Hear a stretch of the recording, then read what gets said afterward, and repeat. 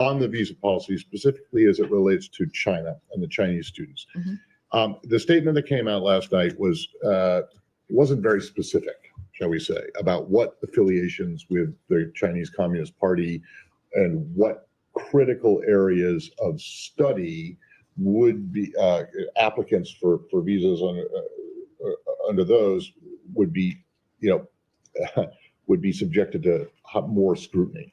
So I'm wondering if there is an answer to what is the actual, Chinese Communist Party affiliation that would make you ineligible for a visa, or what are examples of the critical areas in which will be subject to that? Well, since starting here at the State Department in January, I've been impressed with a number of things, most everything, but also learning about the nature of the visas. And I've said here regularly, many people watching around the world might not know, is that we don't give details about what our methods are regarding visas. Of course, everyone is vetted. I think if you've gone through the process, it's about filing for a visa, and then you have to have a meeting. And you do it in your home country, your consulate, your embassy. And that's the process. So there is a vetting, there always has been. What we don't discuss, again, because of privacy issues, but also because it's different for each person, that there are a series of dynamics that can be applied, questions that can be asked, issues looked at, and we use every tool that we have to vet and to make sure we know who's coming in. In this particular case, the United States is putting America first by beginning to revoke visas of Chinese students as warranted, including those with connections to the Chinese Communist Party, as you mentioned, Matt, or studying in critical fields, and enhancing scrutiny of visas for all Chinese nationals, including Hong Kong passport holders.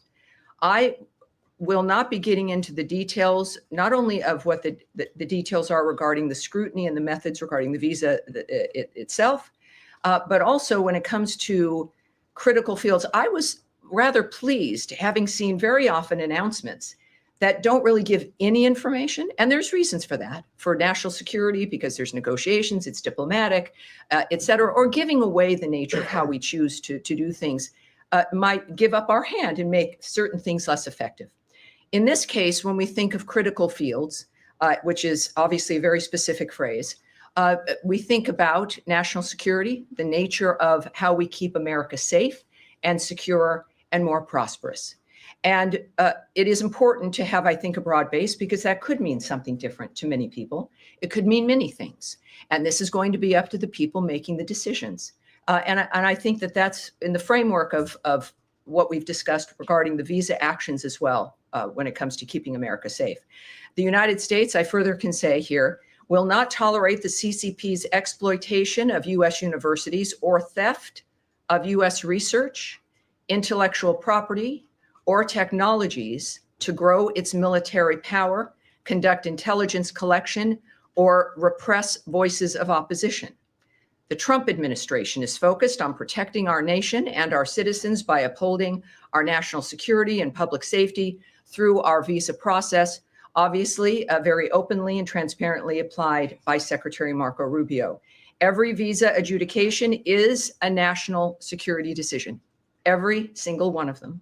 Every prospective traveler to the United States undergoes interagency security vetting, prohibiting entry to the United States by those who might pose a threat to the U.S. national security or public safety is key to protecting U.S. citizens at home. So what we've experienced this through these last several weeks. It is something that is at the heart and that really at the front line of protecting the country. And we're taking it seriously, and we're being open about the nature of what's happening in this particular instance. So could I just ask that last bit that you just said, which was not in the statement last night and is a little bit more specific about? About the nature of the theft of certain things. Yes, well, we again, and as reporters here all and curious people, you know the nature of what China has been doing about, with technology, right? Stealing information, intellectual property, U.S. research, copyrights, et cetera.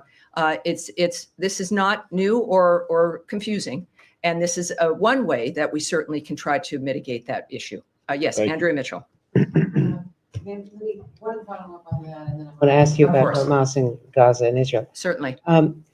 is there any reevaluation of TikTok and its vulnerabilities as was defined by the previous administration as dangerous for national security reasons?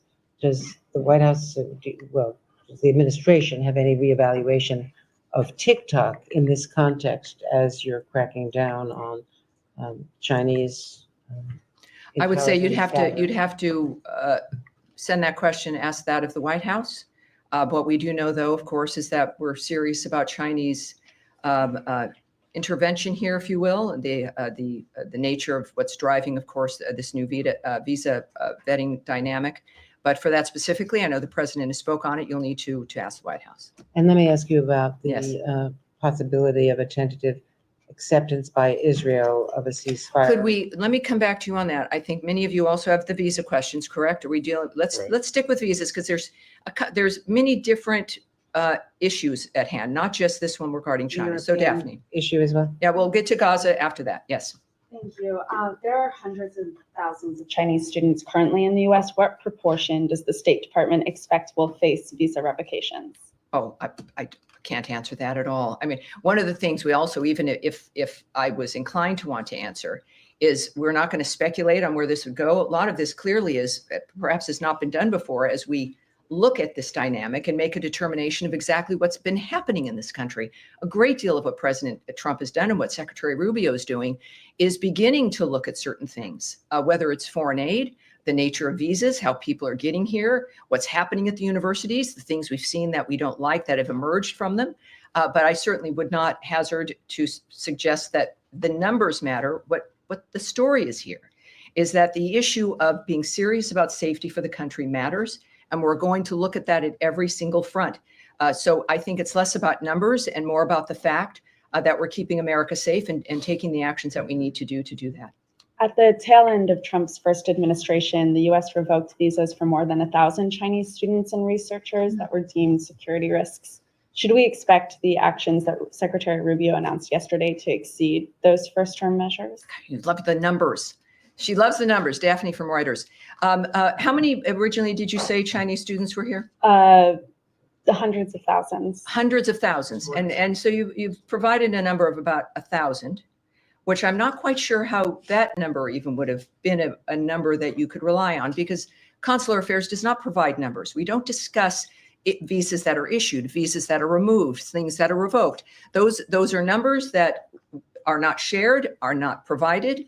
And I would suggest using caution if someone has given you a number like that. I have no idea what the numbers will be. What I do know is that the people who are deemed to be a threat to the country or a problem now will be vetted again or looked at seriously, and Americans will be safer. That's the story here. And then just on the visa restriction policy announced yesterday over the censoring of Americans, can you provide any specific examples of what actions prompted the U.S. to institute this policy? And when might we expect any visa restrictions to be implemented? In a case like this, you're looking at a policy that is a reflection of what the Trump administration and the American people care about, which is the idea of Americans being censored. We experienced this through COVID, the nature of our ability to be able to speak our minds. And while I won't give you or can give you or would give you specifics about how this particular restriction would be approached, which is not done in a blanket way, right? That there's individuals who are flagged or who are seen as being a participant in some aspect of the censorship of Americans. What I can say is that all of what you see emanating from the Trump administration and the State Department is a reflection of the policy of this administration and what the American people want and expect when it comes to what their futures are going to hold. Again, on visas, Yes. Hold on, please. Still on visas. Still on visas. One moment, I'll be back with you. Yes. One on the cable that went on Tuesday, it said they expected this expanded social media vetting guidance for visa applicants to go out in the coming days. Are you still tracking that timeline, and give us any Yes. guidance on what that is going Yes, to I look can't give you a specific timeline, but there will be more information. What I can say is that in general, because that was an internal communication that was leaked at the same time, we have confirmed that the details are accurate. Also, the Trump administration is focused on protecting our nation and our citizens by upholding the highest standards of national security and public safety through the visa process specifically. Every adjudication, as I noted to you, is a national security decision. And a visa, as a reminder, is not a privilege. It's a privilege. It's not a right. It's not a birthright. It's not something that you're owed, no matter where you come from. Every prospective traveler to the United States undergoes interagency security vetting. And this is important with these conversations because it seems like only certain groups are facing vetting with visas. Every single person does. So I would say that, yes, you're going to get more information. And this is, as a result, not an interminable kind of end. There is an end point, and it should be rather quick as consulates and embassies make adjustments when it comes to how they handle Can we visas. expect the appointments to open back up immediately after that guidance goes out to posts? Well, one thing I can tell you, a few things I can say is people can still make their application, do their regular steps, but it's a two-step process, right? You apply, and then you have to get an appointment to meet with people, to talk with them. Unlike often with the passport or something, there's a very specific process.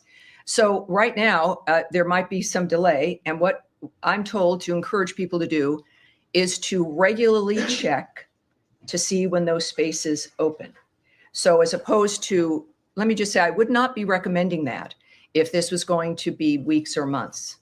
So if you've applied for a visa and you want to, please do.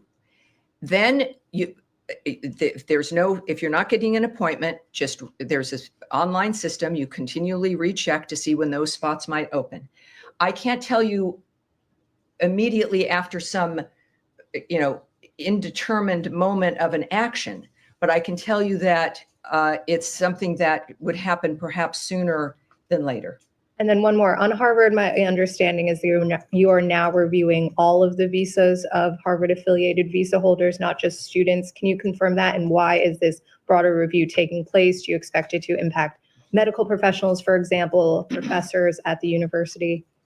I hesitate only because all of this is regarding visas and the nature of our mission and the approach that we take regarding who is being scrutinized and how we're going to approach. So we're going to put that off. I think we probably will have a bit more on that next week, perhaps, but we'll put that off now. But what I can say clearly with all of the news over the last 48 hours is that the visa process is a key component of keeping the country safe. It is not targeted at certain only specific individuals. This is an overarching national security action, and we are acting quickly. Obviously, we're a nation that loves people coming here the legal way, and we want to help facilitate that, but not at our own risk. Sean. Sure. More on the visas. If you don't mind me emphasizing, as Daphne and Matt asked you, on the language, the Secretary's statement yesterday aggressively revoke visas for Chinese students, including those with connections. It's not specific. He's not saying specifically those with connections. So, there are 277,000 Chinese students in the United States. Should all of them feel that they're at some risk of having their visas revoked? I think everyone who's here on a visa has to recognize, certainly is what they've seen over the last few months, that America takes their visas seriously, that vetting is not a one-time process, it's continuing. And that if things happen, if you get arrested, if there's some kind of an issue, it's probably going to be seen at some point. But I do think that with this particular dynamic, it's clear that there's an interest in making sure that those who are here from China on a visa understand that we are taking our national security seriously, and we are looking at their visas. And if everything's fine, terrific. But that will be a vetting that certainly continues and is important, clearly, to the administration. Okay, and a bit broader. You said if everything's fine, you're welcome. More broadly, all these things that are going on with the student visas, with the vetting, with the suspension for now of new appointments. Is it still a priority for the administration to encourage students to come to the United States? They have other options. It's been said that Hong Kong, for example, is now saying students at Harvard, doctoral students, have a fast track to go there. Is there any concern that the U.S. is losing a competition? After all, there's $50 billion into the economy from international. Yeah, well, people come here because this is where you start new lives, where you have every opportunity in the world. There's a reason why people come here. It's because of what the country represents. Yes, the excellence of our schools, and we want to keep it that way. We want parents who send their children, whether they be from a different country or America, to an American university, that they can recognize their child when that child returns home. And that child actually has skills and an education that can improve their future, that can get them a job, that can help facilitate the dreams that they've had, as opposed to political indoctrination or the idea of just activism or a certain political framework that they move out with. This should be an education that is literally liberal. The idea that you learn things that help facilitate your life no matter where you come from, who you are, if you're a Jew or a non-believer or an atheist or black or white or a woman. We've been through this in this country for the last 2 to 3 generations still. And our focus is making sure that everyone who does want to send their child to a school in this country can do so knowing that they're going to be safe. They're going to be able to get into a building and not held hostage in a library because it's been occupied, or that they're going to be able to actually learn things that you're paying that kind of money for. So yes, it not only should encourage more people, for those who are already here, it's certainly an important dynamic for believing and understanding that your child's going to be safe and that you're going to get something that you've paid for, more than a social activist who lives in your basement. Can I switch to the Middle East, or does anybody else have anything? Well, yeah, it's an unusual day for me, and time flies, doesn't it? I was going to Well, ask about so many people, too many people. Matt. Could just, Let's so we've talked a great deal about the visas. What and Gaza, all right. We had Gaza. Where is she? There she is in the blue jacket. You'll be second. We'll go to Andrea on Gaza, and then we'll go into the back. I would Yes. like to ask you about the reported. acceptance by Israel of a ceasefire for Gaza. What you can fill in about that? Does it include expanding food deliveries? Does it include the South as well as the North? And do you know whether Hamas has signed on to this? And is Qatar or Oman? Well, we know there's been a proposal put forward that seems to be promising. We are unaware of Hamas accepting it, but we do believe that it has some significant promise. We would, of course, as you might imagine, it's been a goal of the administration to get all the hostages out, certainly the bodies that are being held. And so, and I believe that Caroline addressed this too, I think, earlier. Yes, so there is some optimism, some important optimism, but the aspect regarding Hamas and its position is unknown at this point. But I think that there's some optimism regarding what has been proposed. And do you know if this came from Mr. Witkoff and Germer and the other envoys who were here from Israel this week? Well, I believe that certainly Special Envoy Witkoff, as he's been involved in most issues and our successes, but at this point, we're still waiting to get some kind of a final point put on that. Which would allow even more humanitarian aid to move in, and certainly the return of hostages and bodies. So this is what we continue always are working on, and we're excited that this might be a good development. All right, Nadia. Thank you. I'm following up on Gaza again. Caroline just said now actually that both the Israelis and agreed to it, and they're waiting for. Yes, that's correct. So this is when we say this in optimism, it means Israel's agreed. All right, so we're in a very good position, I think. But as you know, the president said he wants to see an end to this war. Is this any U.S. guarantee that actually they're going to discuss the end of the war after the 60-day ceasefire? Because every time they reach that stop, and the ceasefire collapse is because. Well, the ceasefires don't collapse. Ceasefires are ignored by Hamas, and they're broken by Hamas. They don't just collapse under their weight. Every moment, though, even without a ceasefire and without agreements like this, there's the constant effort to get this heinous situation to end, and not just for the moment, not for the 60 days or 6 months. That is the hallmark of President Trump's vision. and what the secretaries worked for, what our special envoys have worked for. Special Envoy Witkoff could be, just like President Trump, enjoying a very comfortable life somewhere else. But these are men and women who've made this kind of commitment. So I would say that obviously the end goal is an end. But ending the murders, the slaughter, the carnage, and getting people what they need is key. And that, of course, you can't. It's different. And I think Zelensky had noted this as well, right? I mean, you can't talk about peace as you're being shot at and killed. I mean, it's one thing has to be able to lead to the other. Otherwise, it just doesn't make sense. All right. Now, in the blue, I've skipped you off. And are you on this part? I want to go back to the visa. Visa. All right. Let's get one more question regarding Gaza and yes, in Middle East. Go ahead. Okay.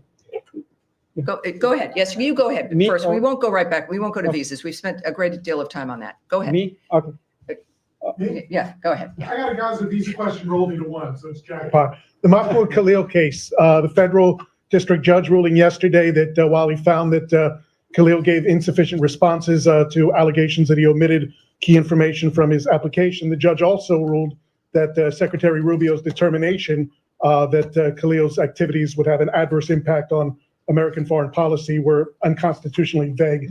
Does the secretary have a reaction to that, number one? And number two, does it change the position or the tactic going forward? Yeah, so again, let's just take that back for next week. I mean, I do want to get a direct response for you for that, but I literally have to go in a few minutes. And normally I would stay for as long as I could, but there's something I can't avoid. Okay. Yes. All right, we'll go to Russia, Ukraine. Yes, all right. Obviously, the secretary connected with his counterpart in Russia yesterday. In their call, did Mr. Lavrov give Secretary Rubio any indication of whether and when this peace memorandum that Russia promised would materialize? President Zelensky is saying nobody has seen it, and Secretary Rubio has said it's an important indicator of how serious Russia is about continuing negotiations. So I'm wondering if you have an update. Yes, again, we've said multiple times that we're going to judge Russia based not on what they say, but on what they do. And right now what's happening is not good, right? You've heard that from the president. What I can tell you is Secretary of State Marco Rubio, in fact, did speak with Russian Foreign Minister Lavrov. Secretary Rubio welcomed, as we all did, the exchange of 1,000 for 1,000 prisoners, which happened over the weekend. That was arranged, I believe, while we were in Istanbul, Turkey. The secretary reiterated President Trump's calls for constructive good faith dialogue with Ukraine as the only path forward ending the war. So that's what we're saying about the call itself. And we'll have to kind of leave that there. On the question of the good faith dialogue, Sure. does the secretary believe that what the Russians have offered in terms of these direct talks with the Ukrainians in Istanbul, is that being offered in good faith? We understand it's the same delegation that was dispatched last time. Is this actually going to move the ball forward, or is it a rehash? Right. Well, that's kind of, I think, at the heart of the current diplomatic dialogues and negotiations. And I won't characterize the secretary's point of view or his approach. I think what he reiterated after this call, I think speaks for itself, that he reiterated President Trump's calls for constructive good faith dialogue as the only way to end the war. So that was repeated in that call, and I think that speaks to the secretary's position. Last All right, question. yes, sir, go ahead. Just follow up on that. Can this good faith dialogue continue alongside military offensive? You've got to repeat that first part. This what? Can this good faith dialogue can Oh. this continue alongside military offensive? Well, obviously, we're going to find that out.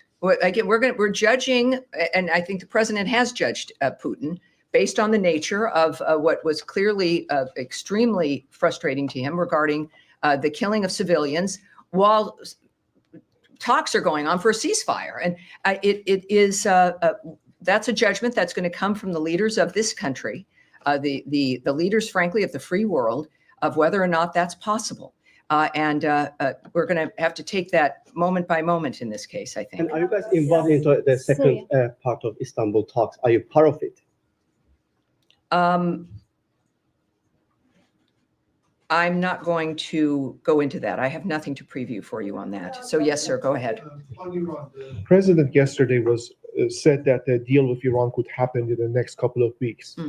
The Iranian foreign minister today on X said that media are speculating about an imminent agreement, but he's not sure we are there yet. Any reaction to what he said? Well, people are speculating because maybe somebody goes on radio and starts to speculate and starts to talk and starts to gossip. We don't do that. We've learned that discussing the details of something as sensitive as peace negotiations or a ceasefire does not help. It might be more interesting radio, but that's not how we're operating. It's not how serious agreements benefit. So I'm not going to comment on that. What I do know is that every report after our meetings is that it's that they've gone well and that progress has been made. Iran is at the table and progress has been made based on the lines of President Trump, what his lines are, that there will never be a nuclear weapon, that there will not be enrichment. And we make progress every single meeting. And that, unfortunately, in our very strange short day, that is going to be it today. I know there's more. And of course, I'll see you soon. And you also know how to reach all of us. All right. Thank you, everybody. That really is it. Thank you. Appreciate it. Have a great day. Thank you.